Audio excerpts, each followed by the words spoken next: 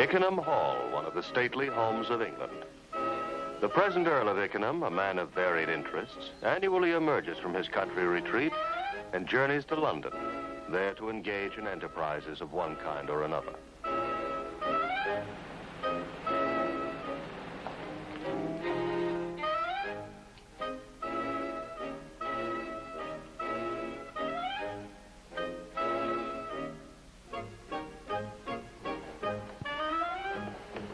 Good morning. Good morning. I'm the Earl of Ickenham. I'm looking for my nephew, Pongo Twistleton. Oh, yes. Mr. Twistleton is expecting you. He said he'd be waiting for you at the main staircase. Oh!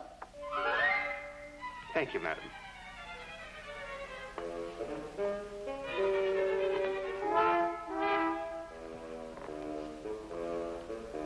Oh, there you are, Pongo. Everything under control? Good morning, Uncle Fred. Everything's under control. I have tickets for the dog races. Oh, no. Oh, no. Wild horses wouldn't drag me to the dog races, nor the man of interest would wild dogs drag me to the horse races. I have plans for a pleasant and instructive afternoon. I don't want to carp or criticize in any way, but what about those teeth? Are they going to stay in your face all day? I almost forgot. Now, where were we? Making plans for a pleasant and instructive afternoon, I believe. Yes, that's right. Just place yourself in my hands, Pongo, my lad, and leave the program entirely to me. The last time you came up to London, and I left the program entirely to you, I wound up being fined £10 for putting burnt cork on my face, a turban on my head, and distributing coconuts outside the House of Commons on behalf of the Sultan of Zanzibar. A splendid day. But nothing like that this time. I intend to take you to visit the home of your ancestors. But I always thought that Ickenham Hall was the home of my ancestors. Well, Ickenham is one of the homes of your ancestors, true. However, they also resided rather near to the heart of things, at a place called Mitching Hill. Down in the suburbs, do you mean? Well, the neighborhood is suburban now, it's true. Many years since the meadows in which I sported as a boy were sold and cut up into building lots. When I was a child, Mitching Hill was a vast rolling estate belonging to your great-uncle Marmaduke. I've long harbored a sentimental urge to see what the old place looks like now. Perfectly foul, I expect. Yes, very probably. Still, I think we ought to make the pious pilgrimage. Let's press on, then. Is there a dentist in the house? Yes, sir. With Mr. Twistleton's compliments.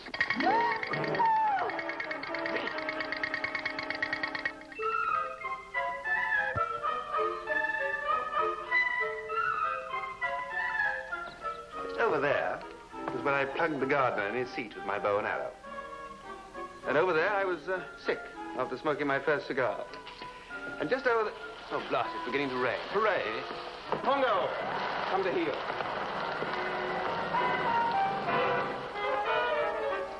Oh, to be in England now that April's there. Do we know these people? Certainly not. Steady there, Uncle Fred. Don't panic. Just leave everything to me.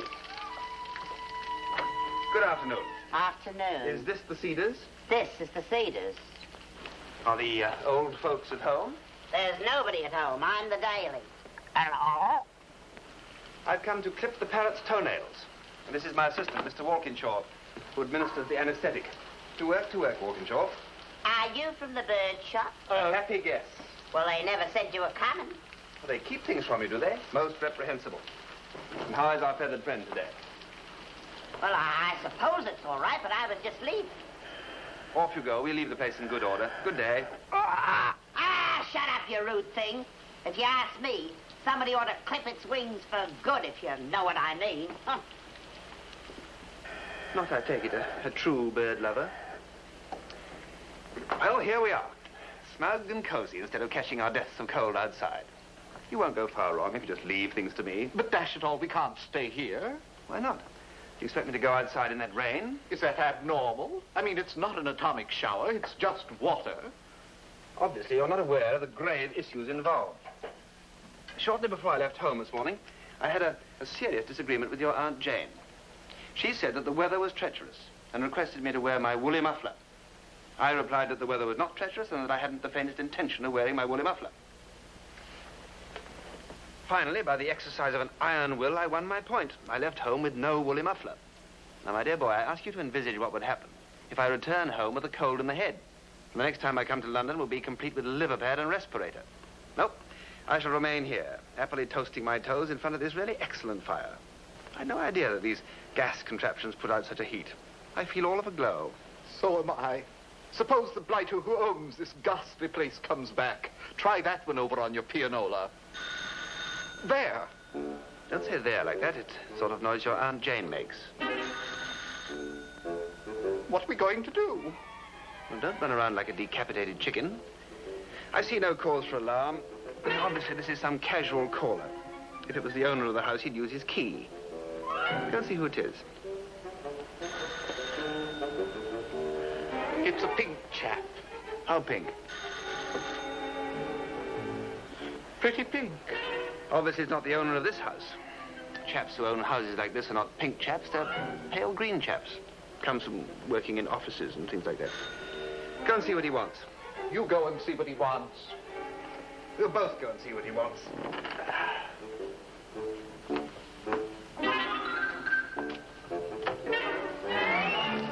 Pardon me, sir. Is Mr. Roddis in? No. Yes. Don't be silly, Douglas. Of course I'm in. I am Mr. Roddis, sir. And this, such as he is my son, Douglas. And you? Oh, name of Robinson, sir. Name of Robinson. Come in, Miss Robinson. Take off your things.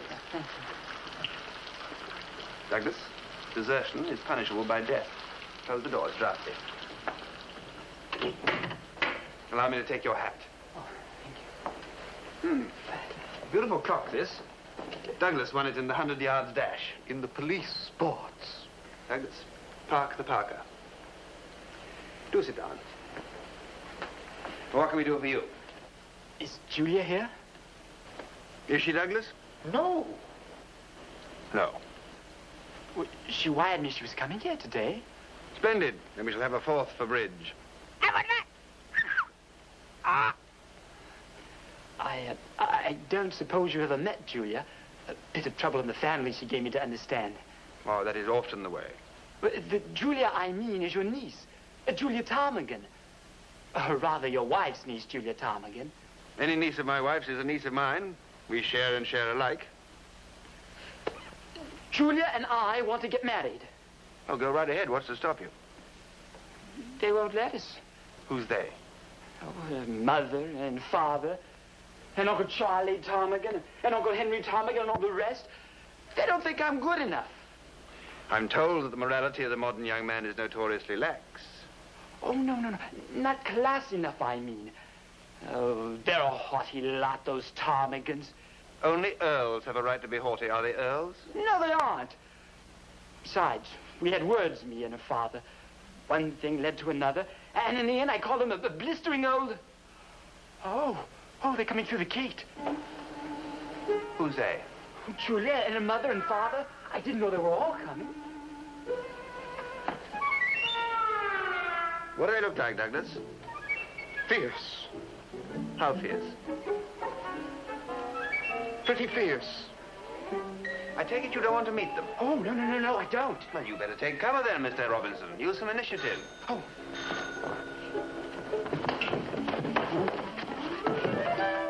Douglas, hardly the family spirit. Not the type of thing we displayed in the charge of the Light Brigade. I wish I was at the dog races. Nonsense. This situation is fraught with interest. Come on, dear boy. You're not going to let those bounders in here, are you? Of course. We Roddises keep open house. Oh, by the way, as presumably they know whether or not the man Roddis has a son, we better revert to the old layout. You're the local vet. And when they come in, I'd like to find you standing over there by the cage and peering at the bird in a scientific fashion. Tap your teeth with a pencil from time to time. Try to smell of chloroform. That'll help to add conviction. Take up your station.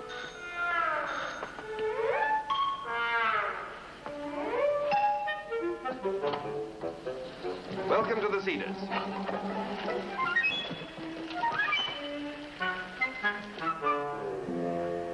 Well, you don't know who I am, I'll be bound. I'm your sister-in-law, Connie. Oh, This is Claude, my husband. And this is my daughter, Julia. charming, charming. Is Laura in? Laura. Your wife? Oh, Laura. No, I regret to say she's not. I thought you were younger. Younger than what? Younger than you are. Well, that's pretty silly. You can't be younger than you are, can you? We do our best. Do go inside, please. Oh. And you too, my dear. Thank you. Come in. Why don't you sit here? This is my wife's favorite chair. Sit down. I think you, sir, would be more comfortable on that.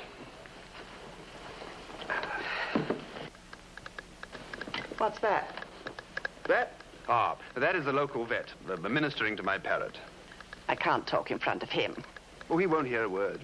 He's absolutely stone deaf, poor chap. Now then. Well, although Laura never did me the honor to invite me to her wedding when you and she were married, which is the reason I haven't communicated with her in 5 years, necessity compels me to cross her threshold today. The time comes when differences must be forgotten and relatives must stand shoulder to shoulder. Like the boys of the old brigade, huh? What I say is, let bygones be bygones. I wouldn't have intruded on you today, but needs must. I disregard the past and appeal to your sense of pity. Have a nut. Have a nut. I want you and Laura to take Julia into your house for a week or so, and until I can make further arrangements. Julia sits for her exam in 2 weeks' time, and naturally she must stay in London until then. The trouble is, she's fallen in love. Or thinks she has. I know I have. Good for you, my dear. Yesterday, Claude and I came up to London from our Bexhill home, thinking we'd give Julia a pleasant surprise. And naturally, we stayed at the same boarding house where she's been living for the last 6 weeks. And what do you think we discovered? Insects? Insects, no. A letter. From a young man? Yes, I was just filled with horror when I found it was some young man I knew nothing about who was arranging to marry my daughter. Highly understandable. Of course, I sent for him immediately and found he was quite impossible. He jellies eels. He does what? He's an assistant at a jellied eel shop. Well, I must say, I think that speaks very highly for him. After all, the ability to jelly an eel denotes an intelligence of the highest order. There are not many people who can do that, believe me. In fact, if somebody said to me, jelly this eel, I should be nonplussed. And so, unless I'm very much mistaken, would Anthony Eden be? Or Winston Spencer Churchill? Nonsense. What would my husband's brother, Charlie Ptarmigan, say if I allowed his niece to marry an eel jellier? Oh. Husband's brother, Henry Ptarmigan. Oh, Cousin Alf Robbins, for that matter. Precisely. Why, they'd all die of shame. I've told her at times, Mother, that Wilberforce is only jellying eels till he finds something better. And what is better than an eel? For jellying purposes, I mean. Wilberforce is ambitious. It won't be long before he rises in the world. Bravo, Julia! Wilby! That's him. Who's him? He's him. Oh.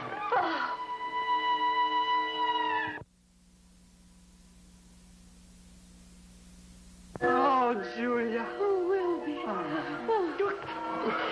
Claude, don't just stand there. Do something. What can I do? Oh, you imbecile. Part them. Separate them. Julia, you naughty girl. Come away from me. How dare you? You separator. Oh.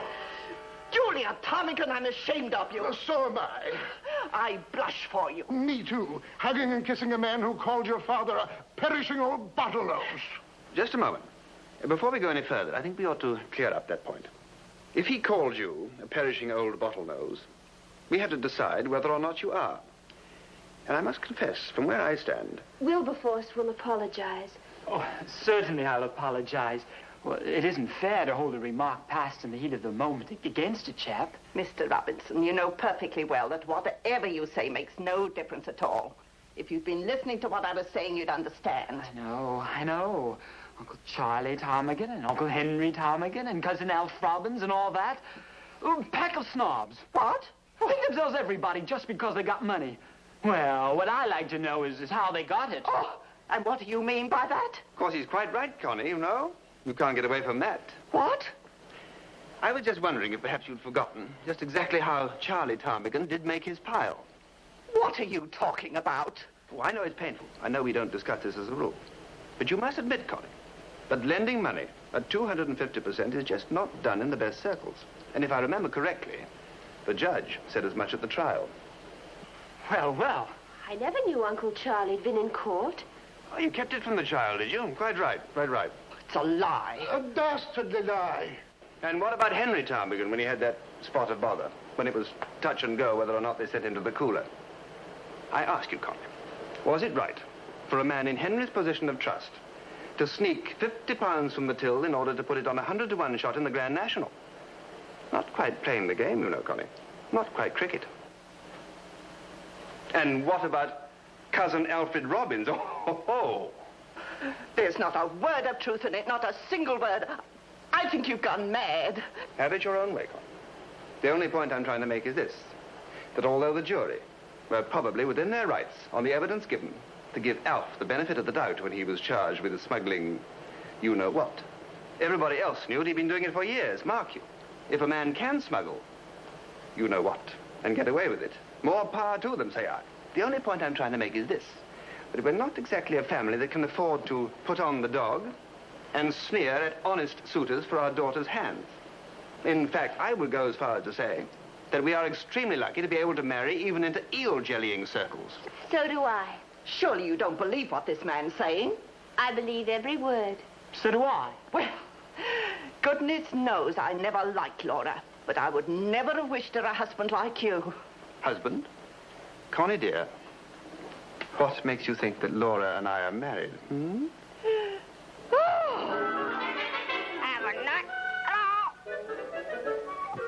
You'll have to let me marry Wilberforce now. He knows too much about us. That's right. That's right, I do. Well, you wouldn't mind marrying into such a low family, would you, darling? No, I don't suppose so. Well, after all, we needn't see them. No, that's right. It isn't relations that matter. It's ourselves. That's right, too. Oh, Wilby. Oh, Julia. Charming suburban scene. And what, may I ask, do you propose to marry on? Wilberforce is going to be a very rich man someday. Someday. If I had £100, I could buy a half share in one of the best milk grounds in South London tomorrow. If. Bah. And where are you going to get it? That is the point. Where are you going to get £100? I bless my soul. For me, of course. Who else?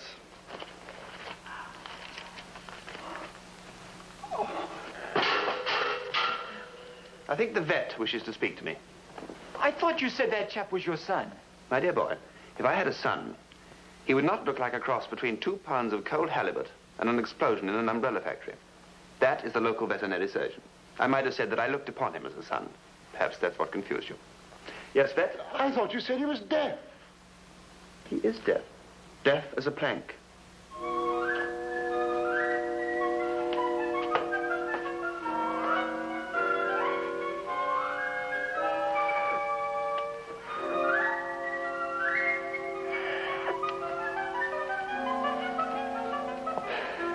I can't quite understand what the fellow says. He sprained a finger this morning and it makes him stammer. I gather he wants to speak to me in private. Perhaps there's something the matter with my parrot that he's loath to discuss, even in sign language in front of a young unmarried girl. You know what parrots are, Connie. Also, he gets slight claustrophobia in a small room. I think I'll take him for a short walk. Yes, I feel like a walk. It stopped raining. Well, can we go too, sir? By all means, tag on. And you, Connie, are you going to join the hikers? I shall remain and make myself a cup of tea. You won't, I hope, begrudge us a cup of tea. Certainly not. This is Liberty Hall. Help yourself. Tuck in. Put your trotters in the trough. Oh. Claude, put the kettle on. Oh, I've forgotten the hat.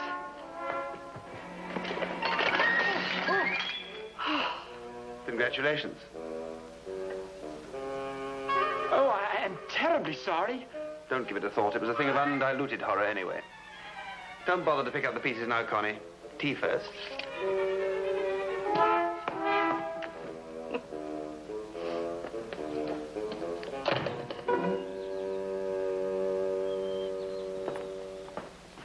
I don't know how to thank you, Uncle. No, me either. Oh, tut-tut, it was nothing. I think you're simply marvelous. Oh. Splendid little dividend. So long, sir. I'll never forget this. Oh, so long. Don't put too much water in the milk. Come along, Julia.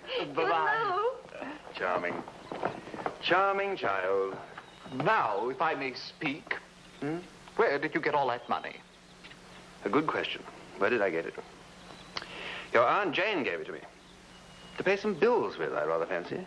She'll give you the devil when you get back. I wouldn't be in your shoes for anything. Is that a fact?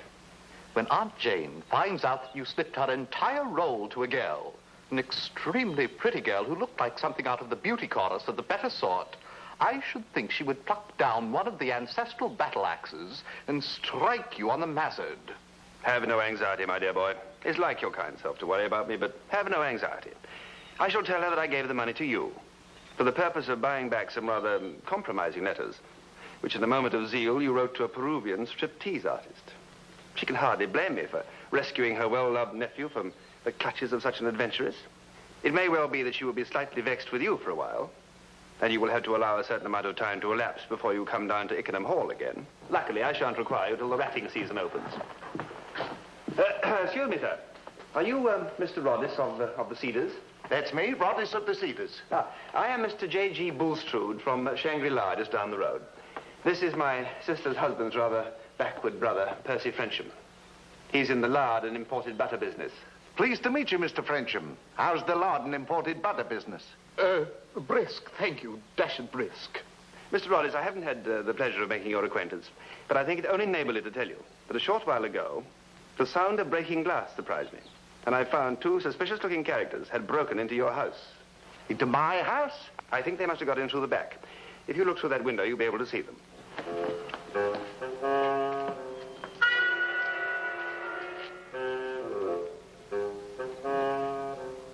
Blimey, you're right. They're sitting in my parlor, swigging tea and crumpets as cool as you please. Just as I thought. Smashed our blinking antique clock, too, they have. That's terrible. Opened a pot of my raspberry jam, too. Well, Mr. Roddis, if I might make a suggestion, I think you ought to call the police. That I will. Thank you, Mr. Bulstrode. Not at all. It's a pleasure to have been of service to you. Well, I'm to be getting along. I have an appointment. Pleasant after the rain, is it not? Come, Percy.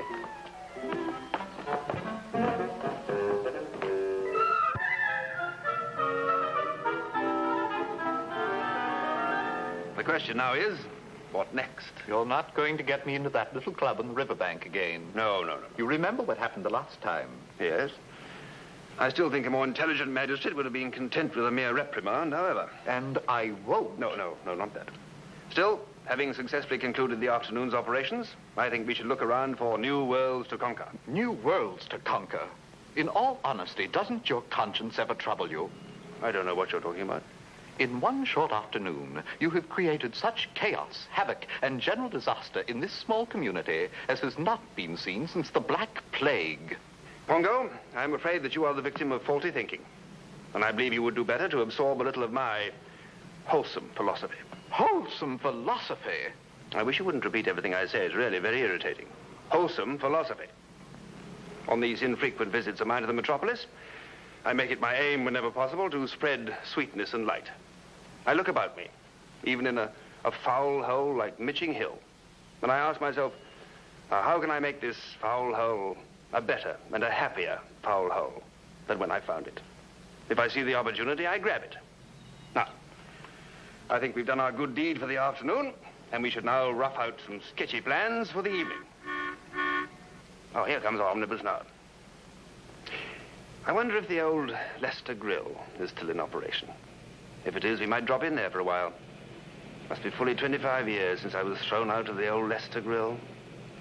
I wonder who the bouncer is there now. We'll find out soon enough.